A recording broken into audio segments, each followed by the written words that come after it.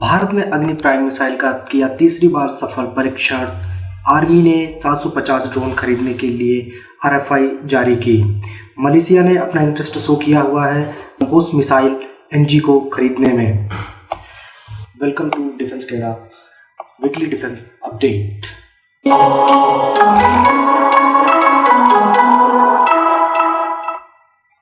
पहला अपडेट निकल के आ रहा है अग्नि प्राइम मिसाइल से रिलेटेड।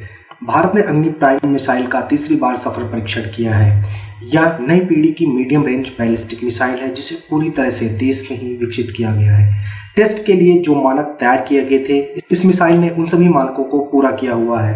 अब अगर बात करें कि इससे पहले इस मिसाइल का सफल परीक्षण कब हुआ तो 28 दिसंबर और 28 जून जो पिछले साल 2021 में इसका सफल परीक्षण किया जा चुका है।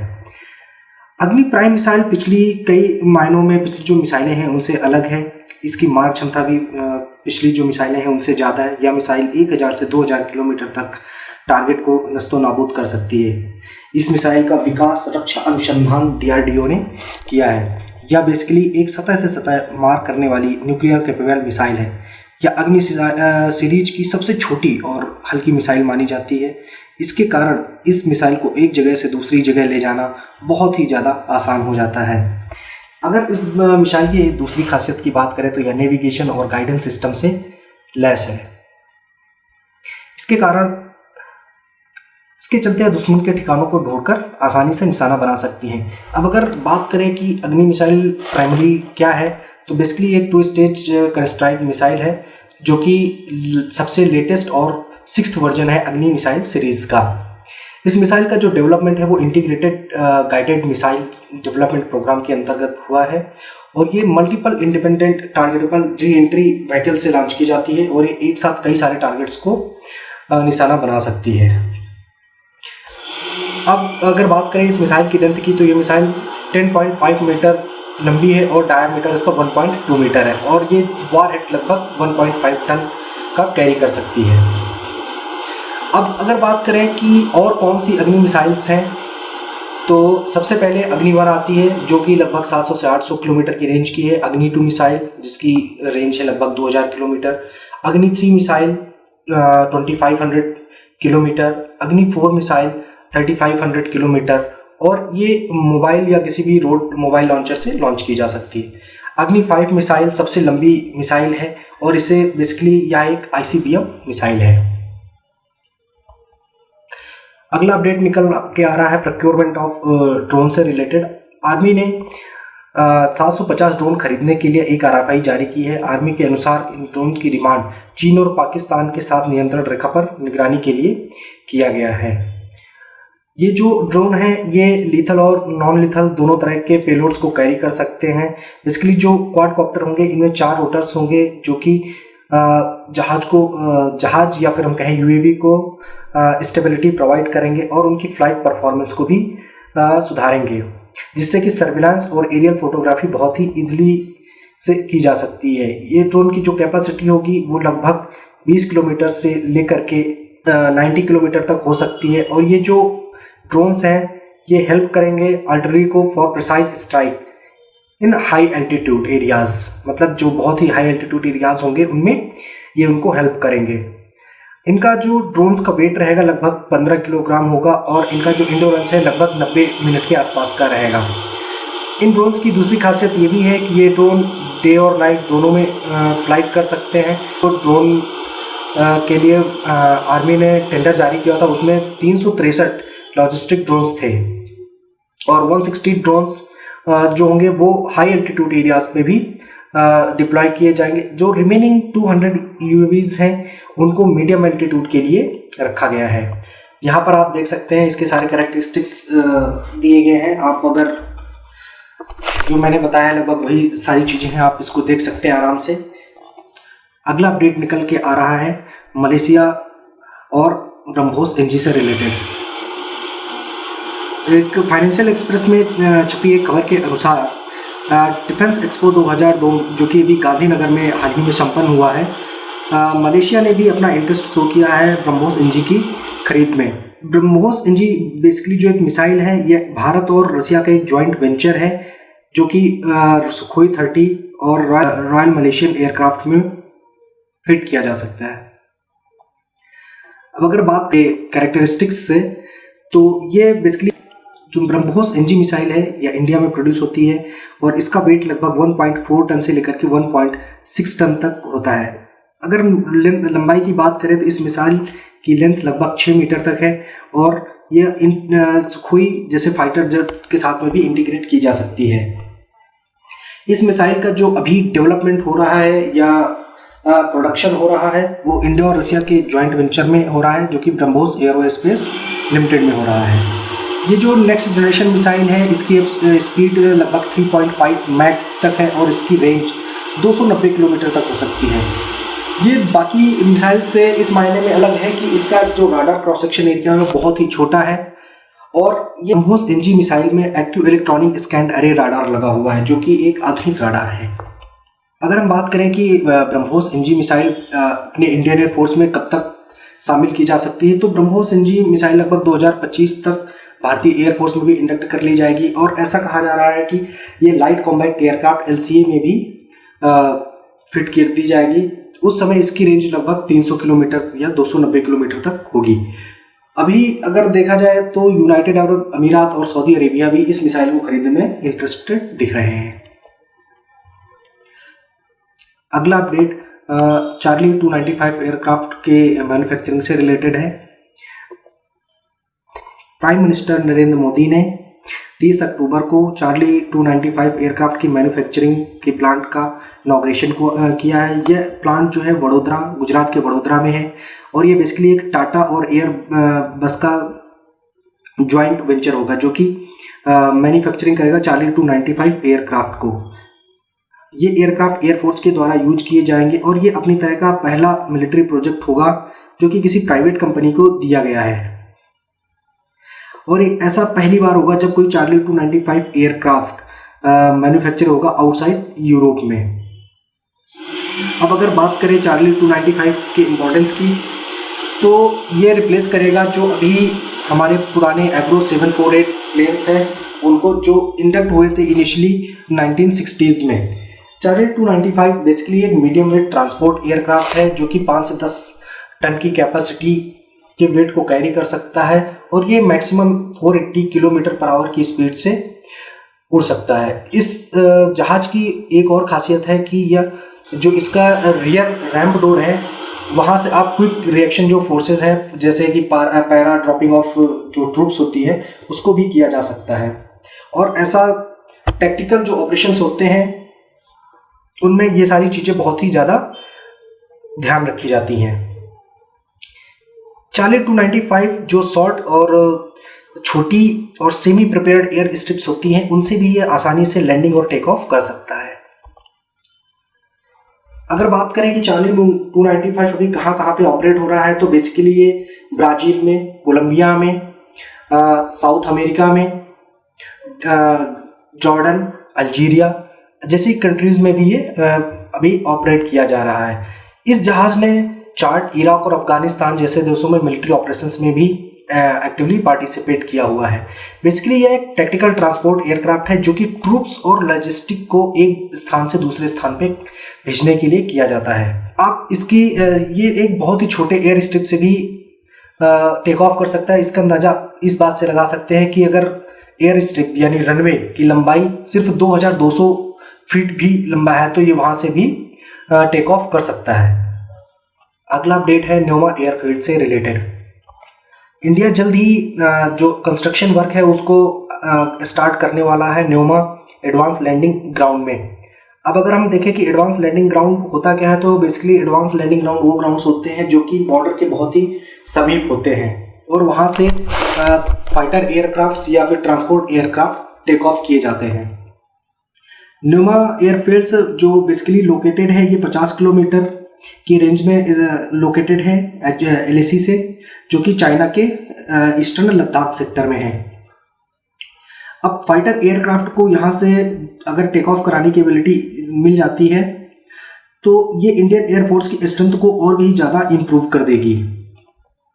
बेसिकली इस एयरफील्ड को इसलिए बनाया गया है कि ये जो क्रिटिकल गैप है लेह एयरफील्ड और LAC के बीच में उसको भर सके।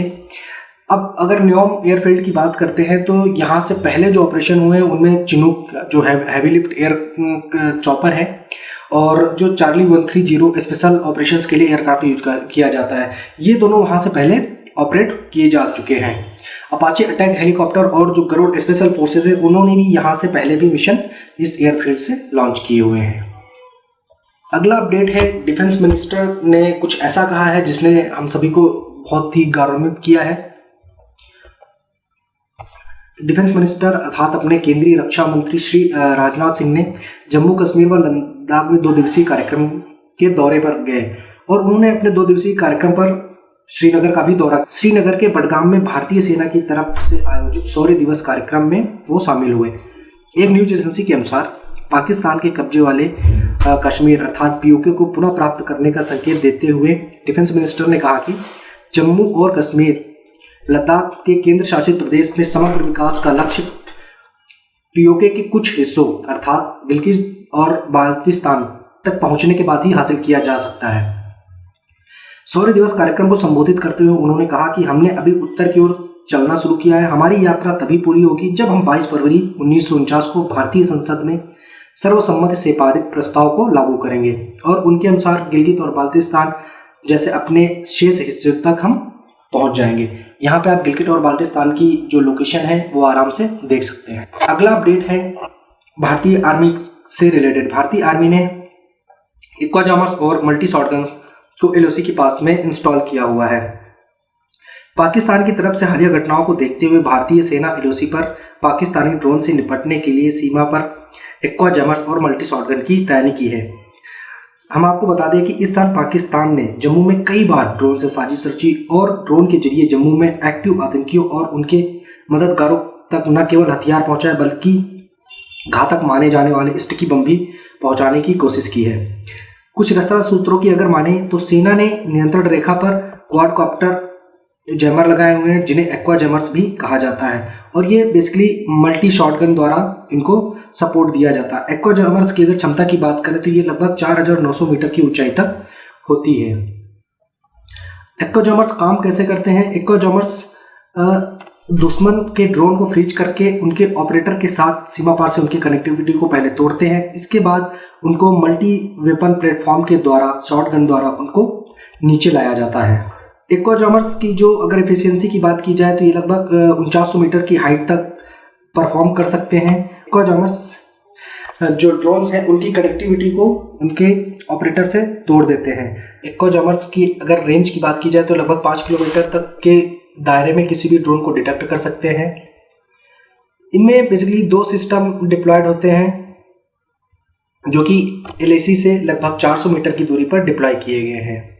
ये दोनों ही सिस्टम को सर्विलांस सेंटर द्वारा कंट्रोल किया जाता है जो कि लगभग 2.5 किलोमीटर पीछे होता है एलएसी से, और इन सर्विलांस सेंटर में बेसिकली व्यवस्था होती है कैमरा और थर्मल इमेजर्स की।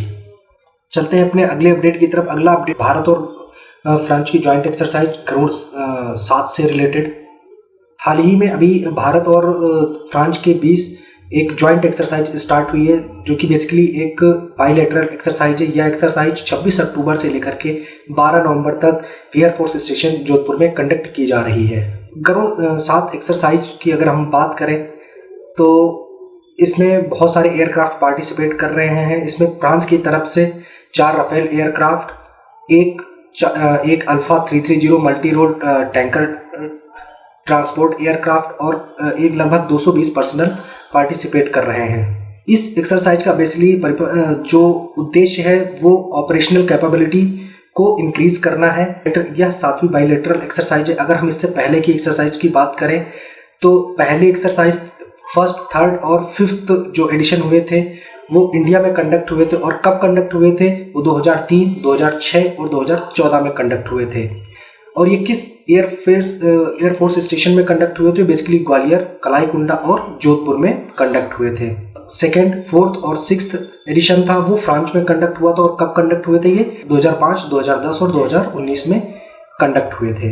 ये आप यहाँ पे देख सकते हैं। आप अपने नोट्स बना रहे हैं तो इसको ध्यान में रखिए।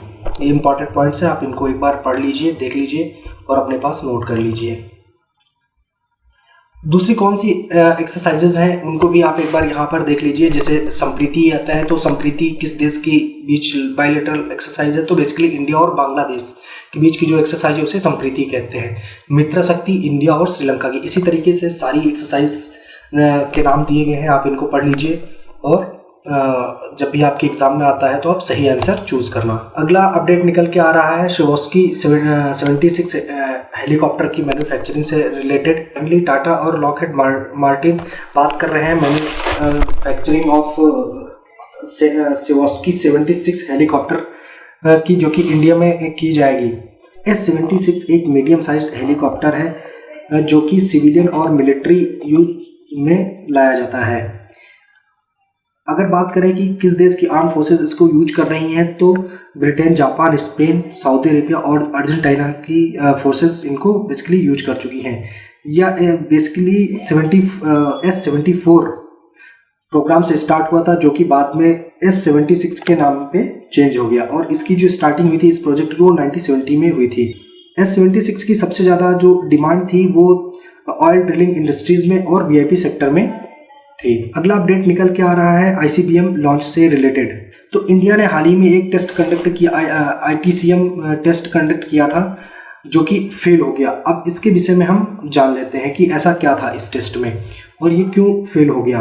ITCM स्टैंड करता है इंडिजीनियस टेक्नोलॉजी क्रूज मिसाइल से, जो कि पावर्ड किया जाता है एक मानिक इंजन से।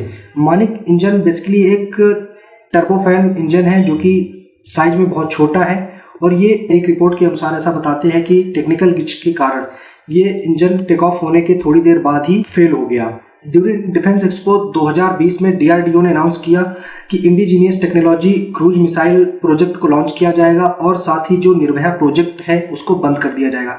जो ITCM प्रोजेक्ट है ये टोटली निर्भया प्रोजेक्ट से डिफरेंट है। वो किस मायने में डिफरेंट है वो एक बार हम देख लेते हैं। बेसिकली जो मानिक ITCM है, इसके अंदर मानिक इंजन का इस्तेमाल किया जाएगा, जो कि करंटली GTRE में, जो कि बेंगलोर में स्थित है, वहाँ पर बन रहा है। GTRE स्टैंड करता है गैस टर्बाइन रिसर्च एस्टेब्लिशमेंट पे।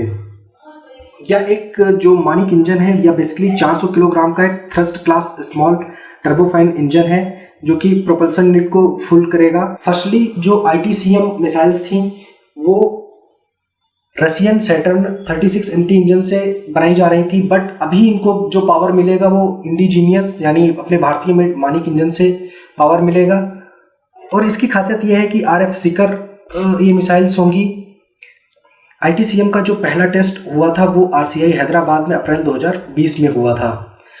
तो ये थे हमारे इस वीक के करंट अपडेट्स डिफेंस से रिलेटेड। ऐसे ही डिफेंस अपडेट को फॉलो करने के लिए हमारे चैनल को सब्सक्राइब करें और लाइक करें, और हर सप्ताह आपको ऐसे ही अपडेट्स देखने को मिलते रहेंगे। Thank you. जय हिंद, जय भारत।